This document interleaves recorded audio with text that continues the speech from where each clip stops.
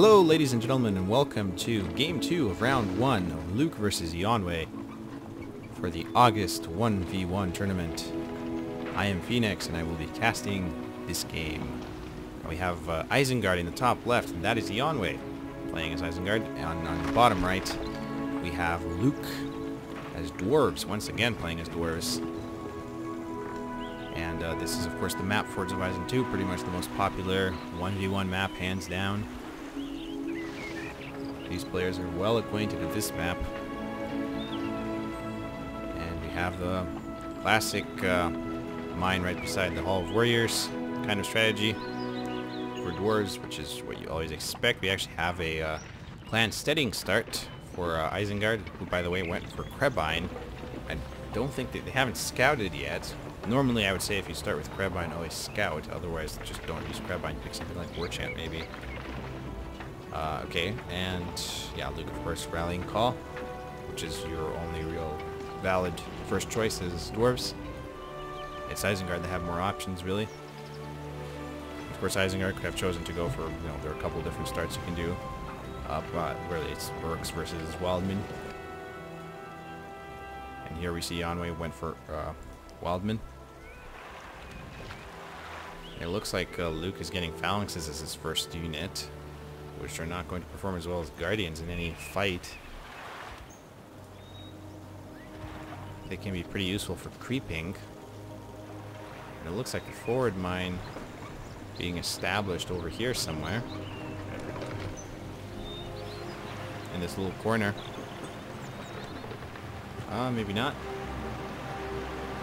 This looks like waypoints were being used or something. The way the builder was turning around like that. He's going to go over here, and that's not going to go well at all. Feels like Luke delayed getting his first forward mine up, and it's not going to be ready in time. And here come the Wildmen. This could be bad.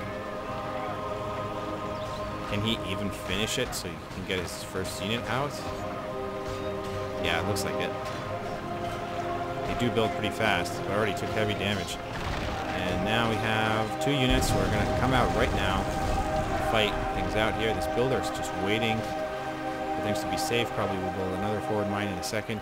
And this builder probably just scouting for more mines. Luke pushing Eonwe back.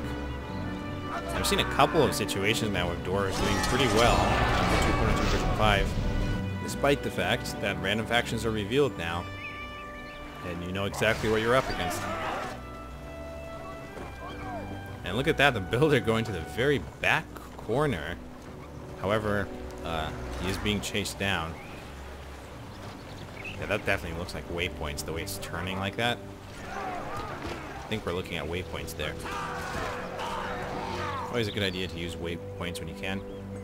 And both builders are over here. Luke trying out his forward mines in the top part of the map instead. The Wildmen are still chasing down the builder. And then they decide to go after the mine shaft instead. It looks like Luke is going to try to chase him down. We do have the Krebine power that was used to debuff the enemy units there. And there we go. Another forward mine goes down. We do have one back here. Where are the builders actually? There's one over here building another one. Luke playing pretty aggressively. And this builder's moving down here. I don't know if he's just trying to build something or if it's just to scout to make sure that, well, he can accomplish both. He can build a furnace here. So it might look like it's kind of far away considering he could build around his base. But this is a nice spot for a furnace because it actually gives him a nice view of the nearby area in case Luke decides to build a forward mine here. That way Eonwe doesn't get surrounded. He has some crossbows out. He has his second unit production building his Earth Pit. And I will say that Wildman Axe Throwers are pretty amazing. They're a pretty good choice as well. But of course you have to upgrade your clan steading, which can be a huge problem since he obviously needs to keep spamming Wildman. So I can see why that wouldn't be the first choice to think about. It's not necessarily that Wildman Axe Throwers are just superior in this case. They're pretty good though.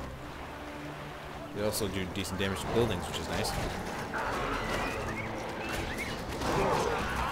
I'm really a huge fan now of mixing Wildman Axe Throwers with regular Wildmen and some Orc Pikes. It's a pretty effective thing to do.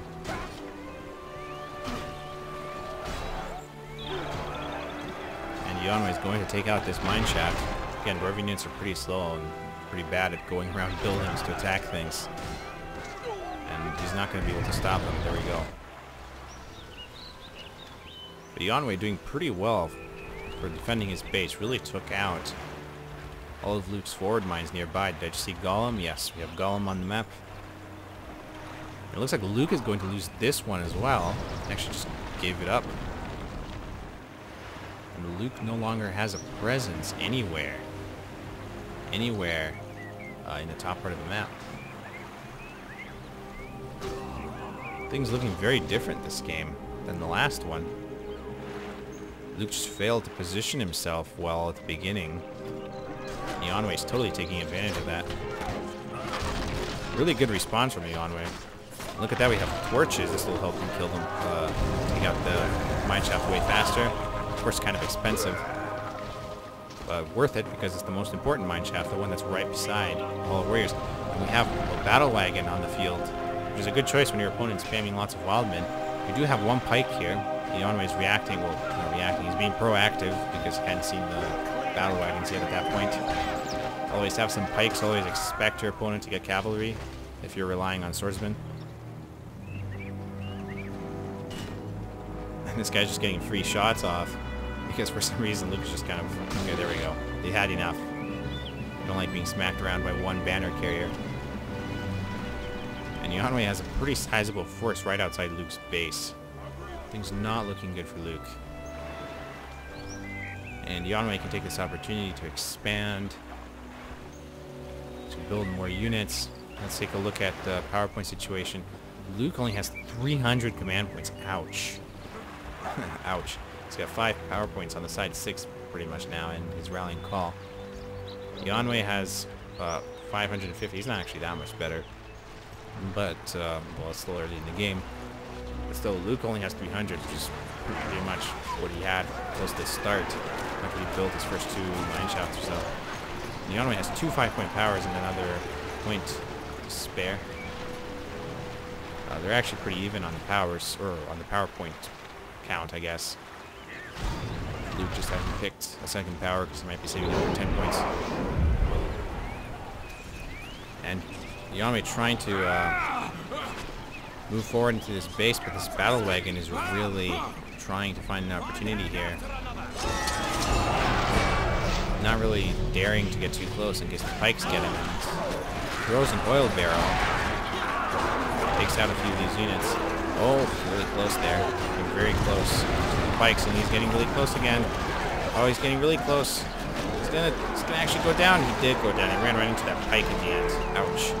Battle wagons are very weak against pikemen. They take a huge amount of damage. This do all cavalry, really. But yeah, things are not looking good for Luke at all.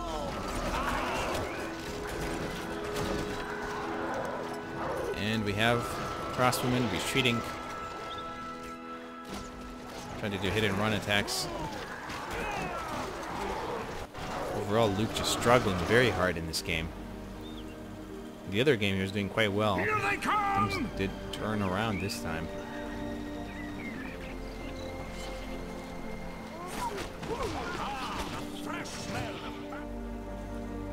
You have Sharku on the field. This is pretty good at chasing down the battle wagons. Forced to retreat though with that fortress just firing at him.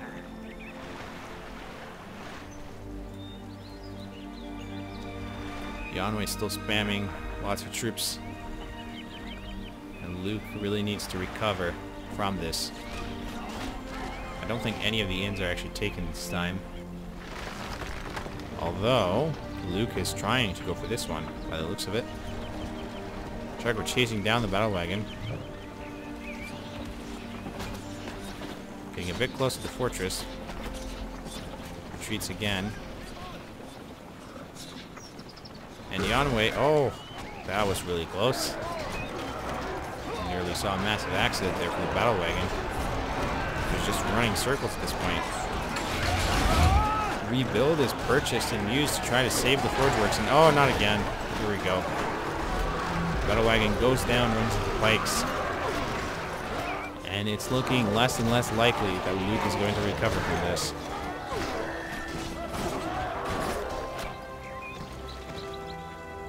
Still 300 command points max. 14 total power points. 10 used on powers. And now Eonwe really has a sizable advantage. She's been expanding this whole time with 16 total power points. Quite a few resources as well. Much stronger economy. Larger possible army size. Control over a large chunk of the map. Well, Luke is doing a good job trying to come back here with a few units. I just don't see how much he can really accomplish at this point. And Shark is retreating.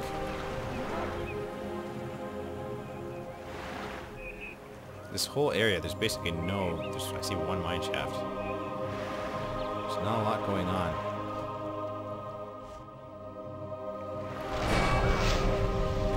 Trying to push into Eonwe's base. And here comes Sharkru. He's great at trampling. He's pretty great against swordsmen overall, but he's dealing with lots of guardians, so it's a bad idea for him to stand there. This level 2 almost dies, runs away.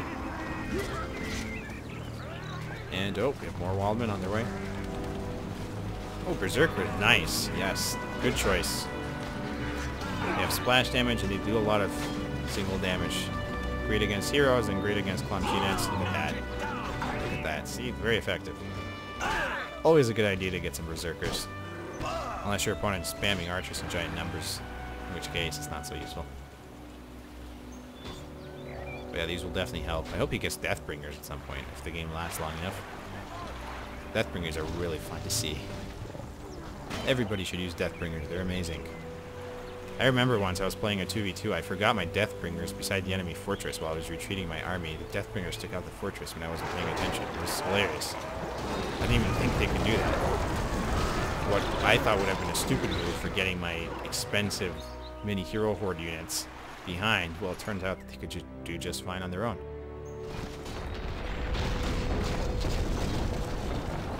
Of course, the fortress was partially damaged at that point, but it was still pretty funny to see. And uh-oh. Yeah, this could be interesting. We do have, we have a Summon Men of Dale, but we're going to have a Wildman Summon on top of that. That's going to be a huge problem for the Men of Dale. So it does look like this attack will go forward. Luke trying to build some stuff to protect his wallhouse, maybe.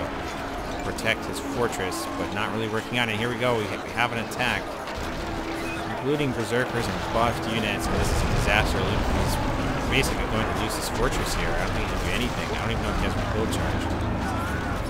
He doesn't. He doesn't have rebuild charge. He's going to lose his fortress, and that's it. He's lost his fortress, and the game is over. So it went very differently than the last game, and because Eonwe won this one, that means a third game will be played to decide the winner of this round. So Luke versus Eonwe continues in the next video.